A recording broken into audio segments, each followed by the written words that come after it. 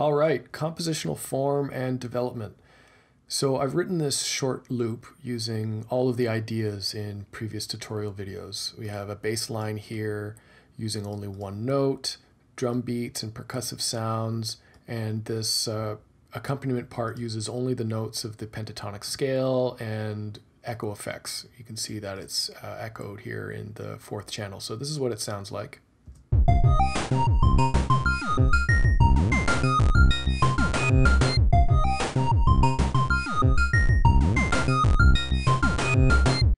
And I'm going to talk about a few ways we can expand on this to create a longer song.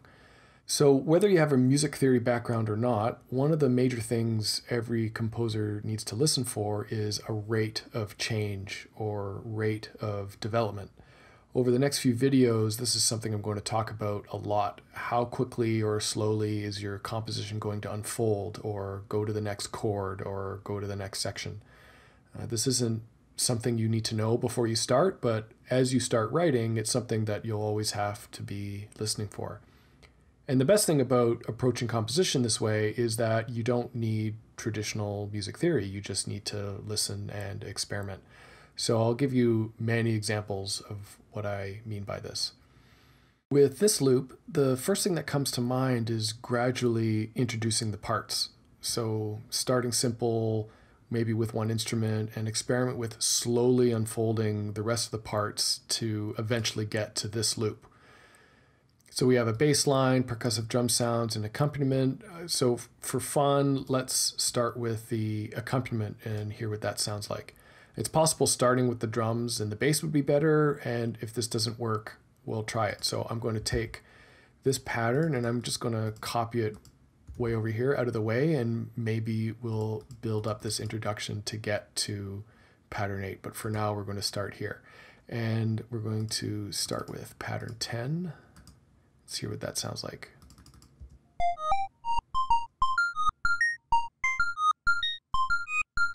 So the first thing that comes to mind is that it's too high. So I'm going to copy it into another SFX and put it down an octave.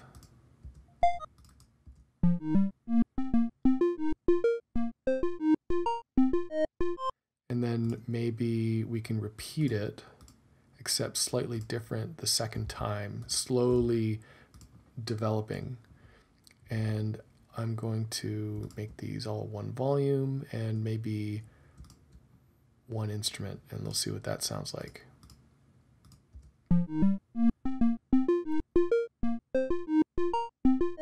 Of course, you have to take off the loop points.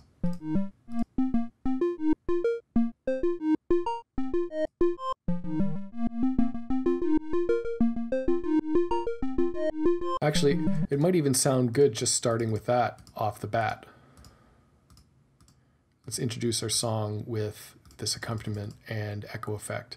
And then maybe the second time we can echo it again. So I'm just going to push enter to move everything down a row. This is the second echo, so I'm going to make it slightly quieter, maybe make it a different instrument. And that's going to be number 14. And let's do it one more time. Let's see what that sounds like.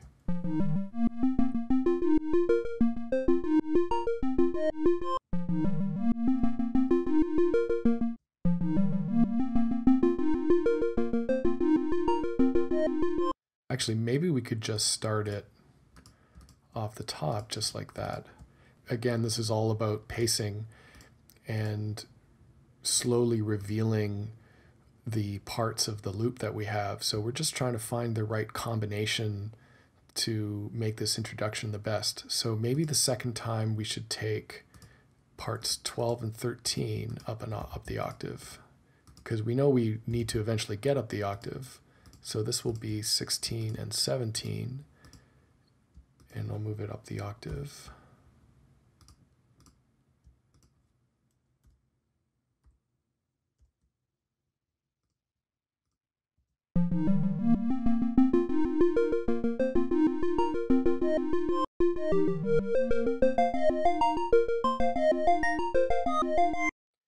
Okay, so now we've pretty much repeated this music material twice with a slight variation on the second time. On the third time, I think there needs to be even more of a drastic change. So maybe what we'll do is introduce some drums. So I'm going to find our drum pattern. Here we are. I don't know if I want to introduce the entire drum pattern, maybe just a little bit of it. So we'll copy this here and we'll make this channel the drum part, except maybe we'll take out the, oh, this isn't the drum part, this is the bass part. Let me find the drum part. There's the drum part. So I'm going to take out the bass drums and let's see what that sounds like.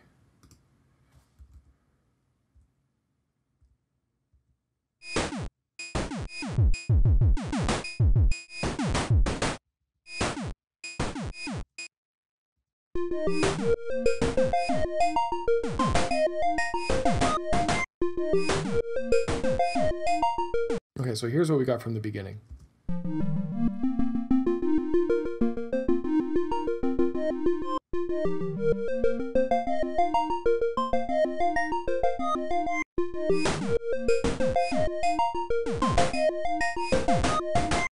And then maybe on this time, we'll introduce the entire drum part.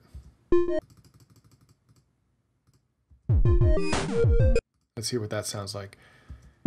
You'll notice that there's a lot of listening, going back to the beginning and listening, because we're not listening to one individual section, we're listening to the pacing of the entire section as a whole.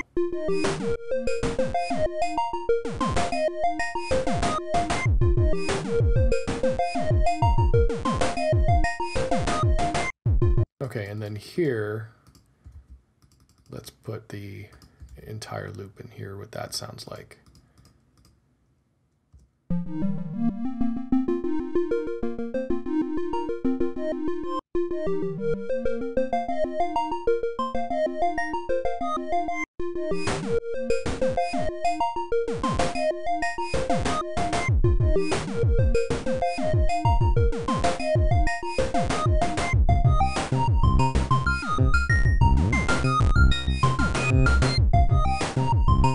Yeah, that sounds all right. So this is pretty good introduction, I think. The one thing that's bothering me is all of this space up here. It kind of creates a hiccup that to my ear needs to be filled in.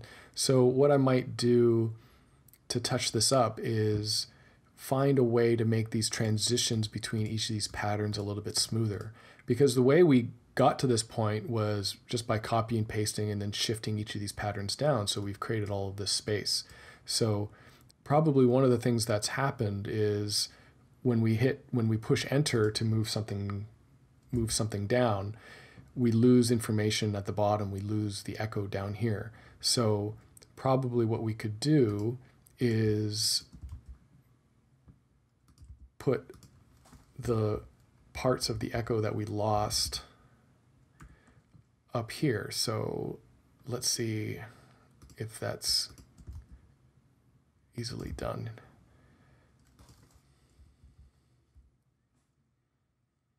Oh, whoops, I think I'm copying the wrong part of the echo. So we want C2,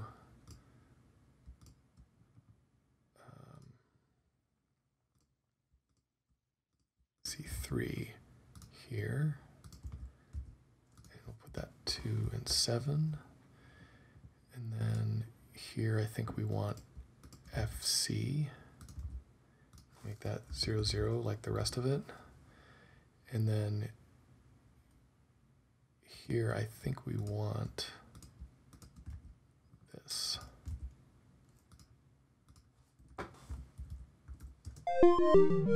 So now let's hear the transition between pattern 0, 1 and then through the rest of the form here.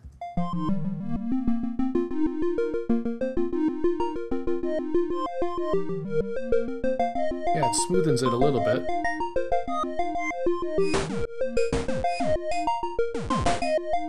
And then this drum part here, we only use pattern 18 once, so what we can do is take what would otherwise be in pattern 15 and just paste it here. And the other thing that's happening is that I want these silent at the beginning. So 14 and 15, I'm going to copy and paste those into 19 and 20. And get rid of the information. Now that should sound much better.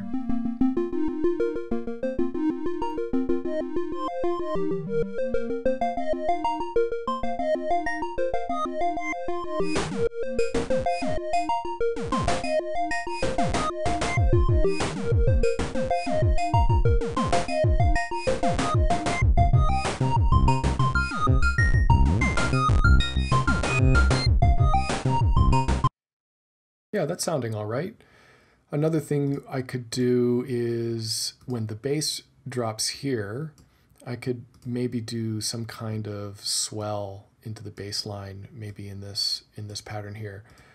But I think I'm going to leave it for this video.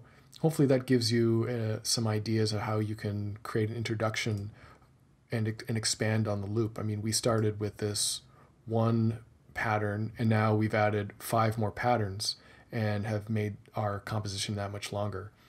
In the next video, rather than tweak and fix this introduction, I'm going to play with the actual loop, the original loop itself, and show a few different ways that we can develop that part. I hope you enjoyed. Hope this is helpful. Please leave a comment below, and I'll see you in the next video.